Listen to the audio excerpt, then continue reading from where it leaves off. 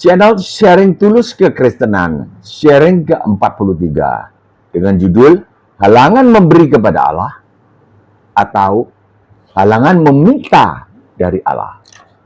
Bapak, Ibu, saudara-saudari sekalian, Shalom, salam damai sejahtera. Dua kegiatan ini menjadi hal yang paling pokok di dalam berinteraksi dengan manusia atau dengan Allah. Kita memberi atau meminta. Jika terhadap Allah, istilah yang tepat yang mengandung rasa hormat jika kita memberi sesuatu kepada Allah adalah mempersembahkan. Kemungkinannya adalah mempersembahkan sembah, sujud, atau mempersembahkan pujian. Jika kita meminta sesuatu kepada beliau, kita gunakan istilah memohon. Dua kegiatan itu kita kerjakan kebanyakan pada saat kita ibadah. Setelah kita selamat karena hukuman kita digantikan dijalani oleh Tuhan yang menjadi Pak Yesus, kita melakukan dua kegiatan ini dengan penuh pengharapan. Nah, saat ini kita bahas apa yang menjadi halangan dari kedua kegiatan ini agar kita tidak ragu-ragu bahwa persembahan kita dikenan oleh Allah atau permohonan kita, tentu saja permohonan yang sesuai dengan kehendak Allah, dikabulkan, diterima atau dikabulkan. Kesatu, halangan mempersembahkan sesuatu kepada Allah adalah saat kita di dalam keadaan tidak berkenan kepada beliau, yaitu dalam keadaan berdosa karena terpeleset dan tentunya bukan karena dosa sengaja. Ini menjadi halangan bagi kita mempersembahkan sesuatu. Yang paling sering adalah kita berkata-kata kasar kepada sesama kita, baik orang Kristen maupun non-Kristen. Mari kita baca Matius 5 ayat 23. Sebab itu, jika engkau mempersembahkan persembahanmu di atas mezbah, dan engkau teringat akan sesuatu yang ada di dalam hati saudaramu terhadap engkau, teringat akan sesuatu yang ada di dalam hati saudaramu terhadap engkau,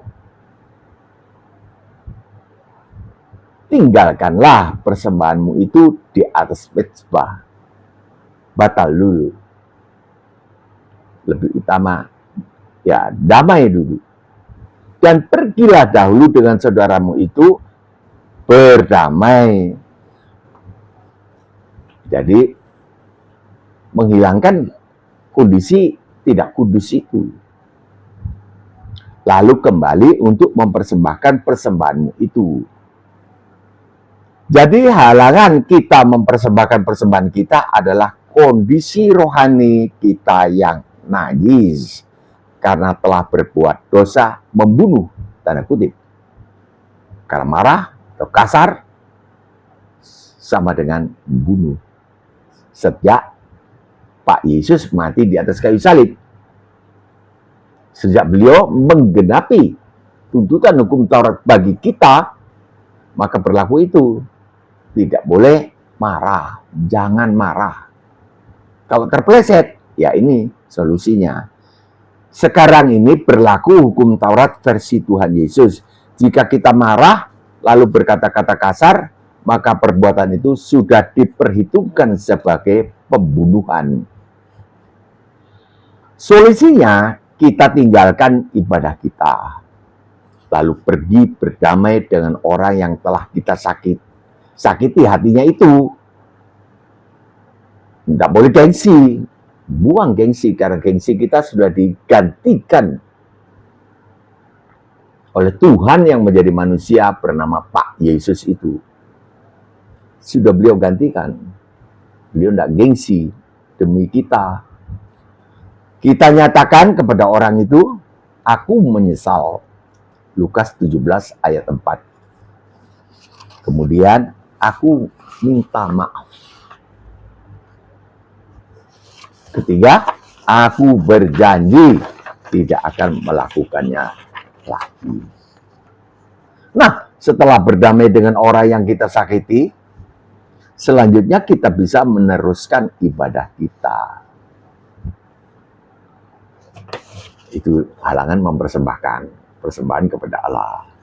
Kalau kita mau memuji kepada Tuhan, sedang sujud, teringat, hatinya istriku terluka karena kemarin aku bentak dia. Berdamai dulu. Baru kita bisa beribadah. Kedua, halangan pengabulan permohonan kita kepada Allah. Nah, ini orang tidak memperhatikan. Katakanlah permohonan kita itu sesuai dengan kehendak Allah. Sesuai sesuatu yang mustahil bagi kita dan sesuai dengan kehendak Allah. Bukan permohonan yang jahat. Nah, itu pasti tidak dikabulkan. Mari kita baca Markus 11:24. Karena itu, apa saja yang kamu minta dan doakan, percayalah bahwa kamu telah menerimanya. Maka itu akan diberikan kepadamu. Markus 11 ayat 24. Kita akan mendapat kesulitan menggambarkan di dalam jiwa kita sesuatu itu telah kita terima. Jika kita masih memiliki dendam. Memiliki dendam tidak bisa. Tidak bisa, itu otomatis. Kita baca ayat berikutnya, Markus 11:25. Dan jika kamu berdiri untuk berdoa, jadi kelanjutan meminta seolah-olah sudah kita menerimanya itu, berkelanjutan dengan ini. Jika kamu berdiri untuk berdoa, ya boleh berdiri, boleh jongkok lah, boleh duduk. Ampunilah dahulu sekiranya ada barang sesuatu dalam hatimu terhadap seseorang. Tadi sakit hatinya orang terhadap kita. Sekarang kita terhadap orang. Supaya juga Bapakmu yang di sorga mengampuni kesalahan-kesalahanmu. Bapak mengampuni kesalahan-kesalahan kita. Ya mengampuni dengan cara mengutus turunnya Yesus Kristus menjadi daging, di dalam daging, lalu menggantikan hukuman kita. Kita diampuni. Itu pokoknya kan. Artinya jika kita memiliki dendam terhadap seseorang, maka doa kita terhalang. Karena Allah tidak mendengarkan doa seorang pembunuh, tanda kutip. Kita marah pada orang, melawan, pembunuh. Mengampuni adalah tindakan meniadakan hukum bagi orang yang bersalah kepada kita. Meniadakan hukum bagi orang yang bersalah kepada kita. Artinya kita tidak menuntut keadilan atas perbuatan tidak baik atau jahat seseorang terhadap kita. Kita tidak menuntut keadilan. Kemarin setelah kita baca di Roma 5 ayat 13. Telah kita bahas di video ke-14. Masuk ke YouTube, klik kaca pembesar yang di pojok kanan atas, ketik Akeong Sharing Tulus Kekristenan, spasi ke garis datar 14, klik kaca pembesar yang di pojok kanan bawah. Selamat menonton.